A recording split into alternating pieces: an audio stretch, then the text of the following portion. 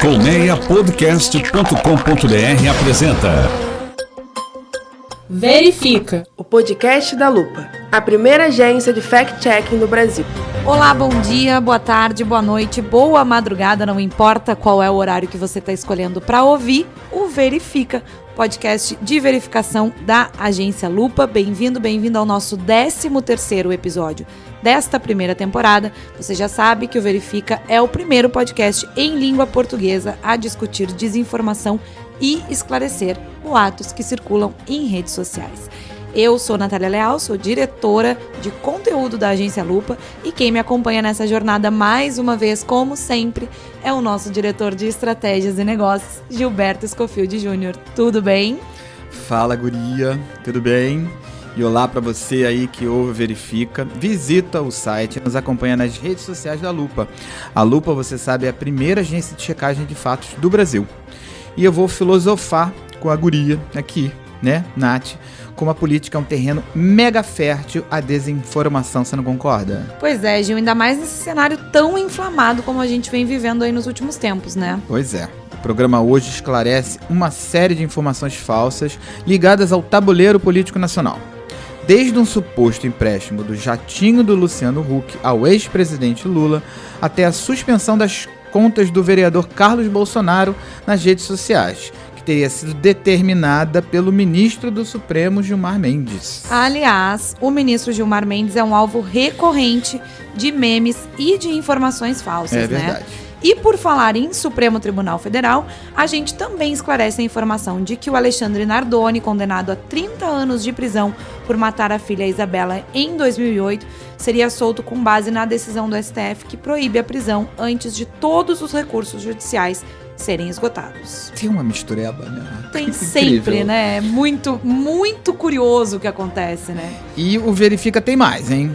A Cristina Tardáglia conversa com a gente direto dos Estados Unidos para trazer um olhar internacional sobre o mundo da checagem de fatos.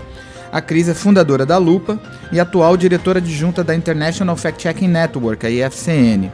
Hoje ela comenta a onda de desinformação que vem acompanhando aí esse caldeirão político da Bolívia. E no nosso quadro sobre mitos e verdades relacionados à saúde, a gente fala sobre Novembro Azul. A repórter Natália Afonso passa limpo as informações sobre câncer de próstata que circulam no Twitter, o que é boato e o que é verdade. Daqui a pouquinho ela explica tudo. Então, fica com a gente que o Verifica tá só começando. Bom, antes da gente começar então a discutir os nossos boatos de todos os dias, eu convido você que está ligado no Verifica a nos acompanhar também nas redes sociais. Tudo que eu vou falar aqui você já sabe, inclusive esse é o meu novo bordão. Você já sabe que a Agência Lupa está no Facebook, no Twitter, no Instagram, no LinkedIn, no YouTube, em várias redes sociais. E tudo que a gente publica também tá lá no nosso site www.lupa.news. E também vai para as redes sociais, então é só acompanhar, curtir, que daí vai receber notificação. Todo mundo vai saber e não tem desculpa, mais uma vez, para compartilhar informação falsa ou equivocada. Vamos aos nossos esclarecimentos de hoje, Gilberto? Bora! E é engraçado, curioso é que quando sobe a temperatura no tabuleiro político, sobe junto a boataria, não é não? Pois é, exatamente isso. A gente acaba observando aí informações bizarras, toscas, com cara de meme, mas também tem outras mais elaboradas, né, mais maliciosas, que é mais fácil da gente confundir aí com informações verdadeiras. Por isso que a gente tá aqui toda semana para esclarecer o que tem e o que não tem fundamento nesse bombardeio de informações que a gente recebe todos os dias. Pois é, e o primeiro caso aí que a gente esclarece hoje tem um toque de malícia. Ele se refere ao post segundo o qual o apresentador Luciano Huck emprestou o avião dele para o ex-presidente Lula ir de Curitiba, onde estava preso, para São Paulo. Pois é, o Lula fez mesmo essa viagem, né? No dia 9 de novembro, um dia depois dele ter sido solto, uma consequência aí, um benefício, né, da decisão do Supremo Tribunal Federal que revogou a legalidade da prisão depois da condenação em segunda instância. Pois é, sim, mas a informação de que ele teria usado o avião particular do apresentador é falsa. E aí a gente precisa perceber o toque de malícia, né, como eu disse há pouco, que vem da manobra feita para distorcer os fatos nesse caso e tentar de alguma forma ligar um nome ao outro, né? O Luciano Huck, que como a gente sabe também é empresário, é sócio de uma das empresas donas da aeronave usada por Lula naquele dia. O que não significa, logicamente, que ele tenha emprestado seu avião para o ex-presidente.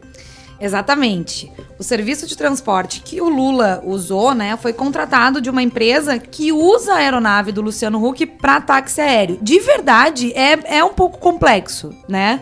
Mas assim, uma coisa não tá diretamente ligada à outra, né? O Luciano Huck é sócio de uma empresa chamada Brisair, Serviços Técnicos Aeronáuticos, que junto com uma segunda empresa chamada Icon Táxi Aéreo, é proprietária da aeronave que foi alugada pelo ex-presidente Lula, né? Para ir de Curitiba para Guarulhos, em São Paulo, no sábado, dia 9 de novembro. Pois é, a malícia se aproveita aí dessa rede de propriedades de empresas, né? Porque o serviço não teve nada a ver com o Luciano Huck. O apresentador até afirma aí no vídeo divulgado no Twitter que não houve carona nem empréstimo do avião. Ele argumenta, abre aspas, uso o meu avião para trabalhar. Viajo 2, 3 estados por semana, toda semana, para rodar esse Brasil inteiro. Para tornar a operação mais eficiente, eu tenho um sócio, que é a Icon Táxi Aéreo. E quando eu não estou voando, o avião fica à disposição deles para fretamento, fecha aspas. Ou seja, o serviço de transporte que levou o Lula de Curitiba a São Paulo naquele dia foi operado pela Icon. E não tem nada que ver diretamente aí com o Luciano Huck. Pois é, exatamente isso. Então é isso. Bom, vamos esclarecer aí o segundo caso de hoje? Vamos nessa, Gil. Também é uma desinformação ligada à política, né, que anda aí fervendo. Diz respeito ao post que reproduz um tweet do vereador carioca, Carlos Bolsonaro, filho do presidente Jair Bolsonaro, informando a criação de um aplicativo e de um site para coletar as assinaturas necessárias à formação do novo partido dos dois, né, da família Bolsonaro e de outros políticos aí anunciado recentemente, o Aliança pelo Brasil. Pois é, Nath, com a briga interna no PSL, o presidente Bolsonaro e vários correligionários têm a intenção de migrar para esse novo partido. Sim, numa decisão até considerada aí surpreendente por alguns analistas políticos, né? Mas o tweet do Carlos Bolsonaro é uma fraude, esse tweet que está circulando. A mensagem é de um tweet falso do vereador que já foi tirado do ar. Pois é, aí cabe aqui observar que o tweet é falso, mas a sugestão de um aplicativo para coletar as tais das 500 mil assinaturas necessárias à criação do novo partido é verdadeira. Ela partiu não de um post, um tweet do Carlos Bolsonaro, e sim de parlamentares que pretendem migrar para o Aliança pelo Brasil. Pois é, Gil, mas essa coleta digital de assinaturas, ela tem que ser autorizada pelo TSE, pelo Tribunal Superior Eleitoral, e para o Aliança pelo Brasil poder entrar aí na disputa das próximas eleições municipais, precisa ser criado até março do ano que vem, o que pode ser um pouco perigoso, corrido, porque tem vários mínimo. Processos aí de partidos querendo ser criados que estão parados no TSE, né? Exatamente. Agora, é bom a gente observar que a informação sobre tal aplicativo atribuída ao vereador é, então, completamente falsa, ok? Até porque os perfis oficiais do Carlos Bolsonaro no Twitter e em outras redes sociais estão desativados desde o dia 12 de novembro. Data, aliás, em que foi anunciada a saída do presidente do PSL e a intenção de criar um novo partido, ou seja, ele não poderia ter publicado o tweet. Exatamente. O motivo da desativação das contas ainda não está bem claro, né? O Twitter e o Facebook, que também responde pelo Instagram, garantiram à equipe da Lupa que não tiveram nada a ver com esse caso aí da desativação das contas do Carlos Bolsonaro. Pois é. E aí, sempre que um fato fica mal explicado, lá vem um bando de especulação, um bando de desinformação junto. Com essa história não foi diferente. Então, o que eu estou me referindo aqui é um post falso que responsabilizou, pegando carona no assunto, vamos lá? Um post falso que responsabilizou o ministro do STF, Gilmar Mendes, pela desativação das contas do Carlos Bolsonaro aí nas redes sociais. Mais uma vez, né, a gente lembra que o Gilmar Mendes é frequentemente alvo de informações falsas. O zero e zero, coitado. De memes e etc. Bastante boatos aí que aparecem nas redes sociais envolvendo o Gilmar Mendes. O próprio próprio Supremo Tribunal Federal tratou de desmentir logo essa informação de que foi o Gilmar Mendes que mandou remover os perfis do Carlos Bolsonaro nas redes sociais. A nota tá lá no site da Lupa, no www.lupa.news. Ela sempre fala. É engraçado que amor e ódio turbinam desinformação sobre uma determinada pessoa, né? Quanto mais tem gente que gosta e quanto mais tem gente que odeia, mais essa pessoa odiada ou amada é motivo de desinformação, especulação, meme, mentira, caramba. Né? Engraçado. Bom, a publicação falsa ainda usa essa informação inventada para insinuar, ainda no mesmo assunto, tá, gente? A publicação falsa ainda usa essa informação inventada para insinuar que o STF estaria praticando censura, né, da decisão do Gilmar Mendes. Segundo a assessoria de imprensa do Supremo, não há, abre aspas, ação que trate desse tema ou decisão nesse sentido, fecha aspas. E por falar em STF, Gil, tem um outro caso de informação falsa envolvendo a nossa Corte Suprema aí do Brasil, né? Outro Agora, objeto de desinformação. Também sempre, né? A gente esclarece, então, pra você que tá ligado no Verifica, que é o podcast semanal da Lupa. Vem cá, Nath, que outro caso é esse? Conta aí pra gente. É uma informação falsa, tá? Sobre a libertação do Alexandre Nardoni. Acho que muitas das pessoas que nos ouvem talvez lembrem desse caso, né? O Alexandre Nardoni tá preso desde 2008. Em 2011, ele foi condenado a cerca de 30 anos de prisão por matar a filha Isabela Nardoni, que na época tinha 8 anos, né? A Isabela foi jogada de um prédio em São Paulo. A mulher do Alexandre, madrasta da Isabela, Ana Carolina Jatobá, também foi condenada nesse mesmo processo. Pois é, um super crime que chocou o país e aí gerou um monte de discussão nas redes sociais e até em meio acadêmico, né? Exatamente. E agora tem um post que circula nas redes sociais afirmando em tom indignado que o Alexandre Nardoni vai ser solto por causa dessa recente decisão do STF, baseada em preceitos constitucionais, né, diga-se de passagem, de que um condenado só deve começar a cumprir a pena depois de esgotadas todas as possibilidades de recurso nos processos, ou seja, depois do trânsito em julgado. Pois é, só que a sentença aí do Alexandre Nardoni já transitou em julgado. Portanto, a informação do post não faz o menor sentido. Exatamente. O que de fato aconteceu foi que o Superior Tribunal de Justiça, ou seja, o STJ e não o STF, restabeleceu ao Alexandre Nardoni, no dia 30 de outubro, o direito à progressão de pena. O direito, então, a entrar no regime semiaberto. Em abril desse ano, a primeira vara de execuções criminais de Taubaté havia concedido ao Alexandre Nardoni a permissão para essa progressão de regime. Mas a decisão foi revertida pelo Tribunal de Justiça de São Paulo a pedido do Ministério Público Estadual. E aí, no fim de outubro, o STJ devolveu a Nardoni o direito à progressão. E aí é bom explicar que neste regime o condenado tem permissão para deixar a prisão para trabalhar em algumas datas especiais durante o ano. Mas ele segue dormindo na prisão. Pois é, Gil, bem observado. Então, só pra gente fechar aí o nosso terceiro boato do dia, o Alexandre Nardoni não vai ser solto, não tem nenhuma relação com a decisão do STF sobre prisão após condenação em segunda instância, porque a sentença dele já transitou em julgado. E aí é outra autorização que ele recebeu da justiça, né? É isso aí. Bom, vamos pra nossa ponte aérea, então, com a Flórida agora. A gente se volta então para o cenário internacional e segue falando de política, só que da política na Bolívia. Pois é, Nath, como a gente sabe, depois daí de uma eleição bem conturbada, questionada pela Organização dos Estados Americanos, a OEA, e de muitos protestos violentos, o presidente Evo Morales foi pressionado pelos militares a renunciar e se exilou no México. A senadora Janine Áñez se autoproclamou presidente interina da Bolívia. O turbilhão político sempre desencadeia, em qualquer lugar do planeta, uma onda proporcional de notícias falsas, algumas delas particularmente temerárias. E é justamente sobre essa onda de desinformação que fala hoje a Cristina Tardáguila, fundadora da Lupa, diretora adjunta da International Fact Checking Network, a rede que reúne as plataformas de checagem em todo o mundo. A cada semana, a Cris traz direto dos Estados Unidos esse olhar internacional sobre o mundo da checagem de fatos. E hoje, como o Gil nos disse, ela analisa as notícias falsas disseminadas pelo caldeirão político e social na Bolívia, como o boato de que os bolivianos estavam sacando dinheiro e ouro do Banco Central. É isso mesmo, Cris? Diz aí. Oi, Nath. Oi, Gil. Hoje eu vim falar de Bolívia.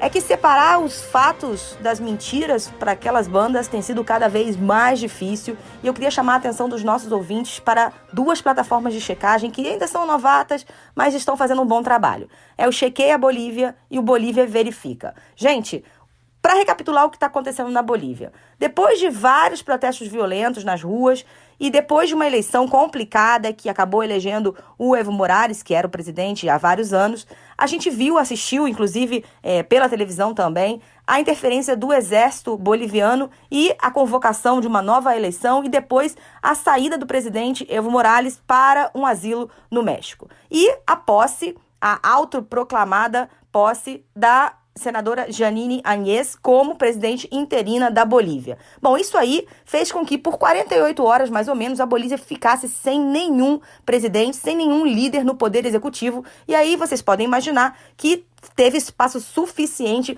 para notícia falsa, para meme, para falso tweet, para cadeia de WhatsApp, tudo que vocês quiserem imaginar em termos de notícias falsas. E aí, o que aconteceu? Chequeia Bolívia e Bolívia Verifica tiveram que cortar um dobrado para separar o que é verdadeiro do que é falso nesse cenário aí no território boliviano. Bom, vamos a algumas das checagens importantes que a gente detectou aqui nos últimos dias. A primeira delas, que foi altamente compartilhado na Bolívia, uma série de imagens que mostravam carros blindados, desses que são utilizados pelos bancos para levar dinheiro de um banco para o outro, e as pessoas compartilharam essas imagens na Bolívia dizendo que estavam sendo retirados não só dinheiro das entidades financeiras da Bolívia, principalmente do Banco Central Boliviano, mas também, vejam só, ouro das reservas do Tesouro Nacional. E aquilo gerou um pânico, louco entre os cidadãos bolivianos, e foi necessário que o Banco Central da Bolívia emitisse uma nota oficial, compartilhasse essa nota no Twitter e aí compartilhasse também com os checadores, pedindo a colaboração deles, para que as pessoas se tranquilizassem, porque aqueles carros blindados que apareciam nas fotos simplesmente estavam fazendo levando, normalmente, dinheiro de uma entidade financeira a outra. Não havia nenhum risco, digamos, de ter um saque ao Banco Central Boliviano. Outra checagem muito relevante que foi feita nesses dias tem a ver com um vídeo, gente, que mostrava um helicóptero disparando contra casas de forma aleatória. E aí o pessoal do Chequeia Bolívia fez uma checagem e descobriu que esse vídeo, na verdade, foi gravado no México em 2017, durante uma operação militar contra narcotraficantes. Ou seja, não tem nada a ver com a Bolívia, mas mesmo assim apavorou quem estava no meio dessa crise na Bolívia nesse ano. Ou seja, é muito importante ficar atento como os vídeos antigos, eles voltam à tona com novas legendas, com uma realidade completamente absurda em momentos de crise. Tweets falsos, gente, atribuídos ao Evo, sobre o Evo, também atribuídos à senadora, a nova presidente, a Jeanine Áñez, ou sobre ela também. Nossa, pipocaram muito nas redes sociais.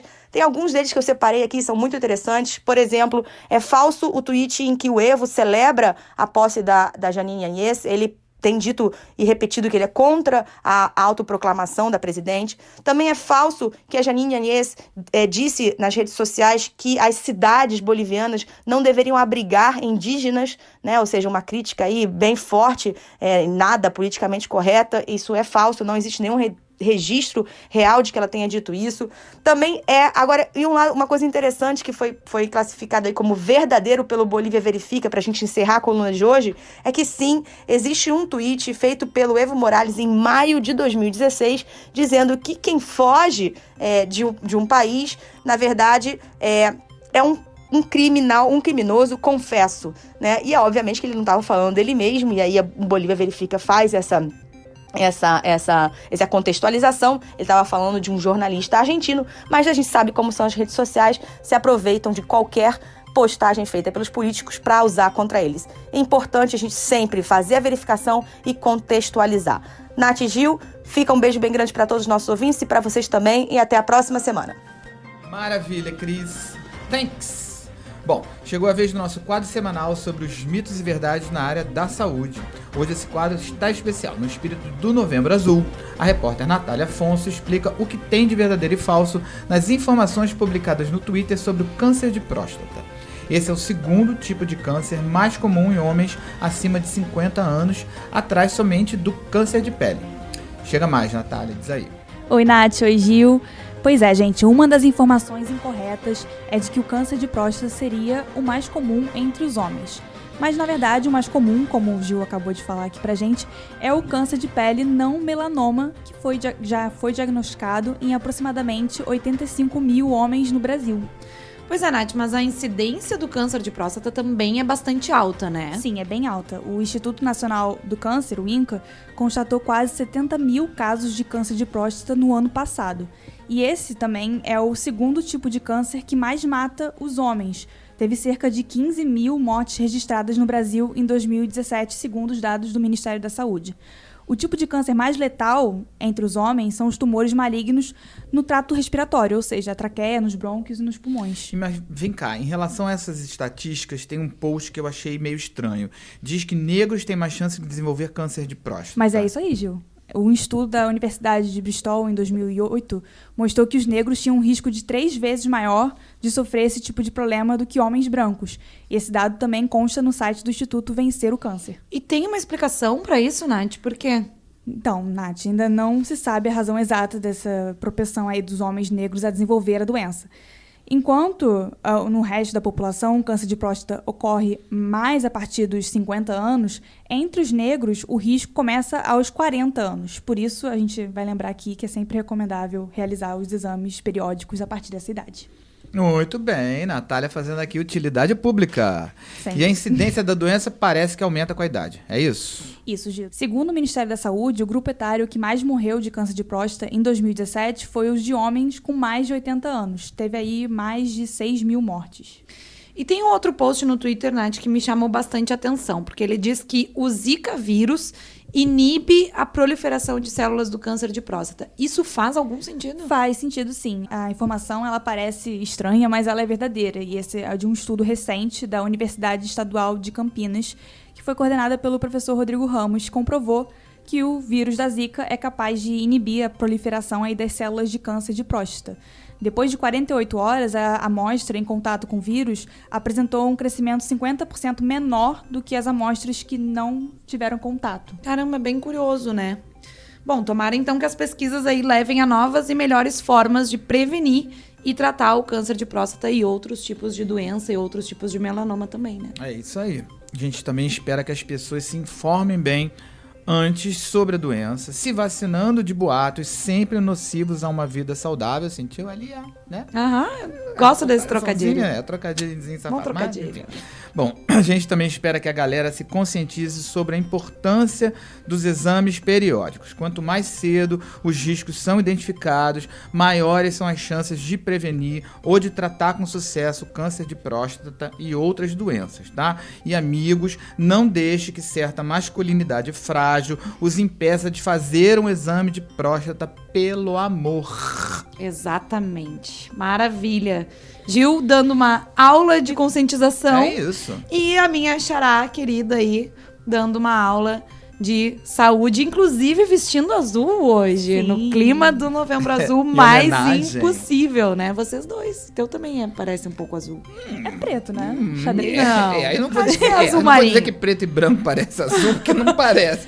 Então, assim, não sei. Olha, na próxima a gente pode tentar Você- resolver aquele seus quadro de que olhos. os homens enxergam menos cores que as mulheres. Talvez verdade, possa tá ser bom. adequado a gente Tá falar bom, sobre tá isso da bom. próxima vez. Tá Bom, com isso, chegamos então ao final de mais um episódio do nosso Verifica. Obrigado, Gil. Obrigada, Nath, por mais contribuições para pararmos os boatos da internet, não é? Para seguir acompanhando as informações que a Lupa confere, é só seguir a gente no Facebook, no Twitter, no Instagram e acessar Chega o lá. nosso site.